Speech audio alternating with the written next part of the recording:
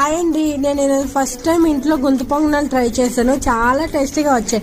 ఎలా చేశానో ఒకసారి చూసేద్దామా. దోశ బ్యాటర్లో ఉల్లిపాయలు, పచ్చిమిరపకాయలు, కరివేపాకు, జీలకర్ర, కొత్తిమీర, ఉప్పు వేసి కలిపి పెట్టుకోవాలి. తర్వాత గుంత పొంగనాలు ప్యాన్ పెట్టుకొని ఆయిల్ పోసుకొని ఒక్కొక్కటిగా గుంత పొంగనాల్లో పోసుకొని అవి రెండు పక్కలు కాల్చుకుంటే సూపర్ టేస్టీగా ఉన్నాయి. నిన్న చేసిన మనం టొమాటో చట్నీతో ఈ గుంత పొంగనాలు టేస్ట్ అదిరిపోయింది. Bye bye.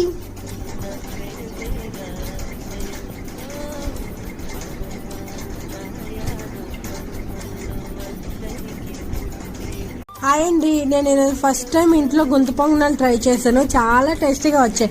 ఎలా చేశానో ఒకసారి చూసేద్దామా. దోశ బ్యాటర్లో ఉల్లిపాయలు, పచ్చిమిరపకాయలు, కరివేపాకు, జీలకర్ర, కొత్తిమీర, ఉప్పు వేసి కలిపి పెట్టుకోవాలి.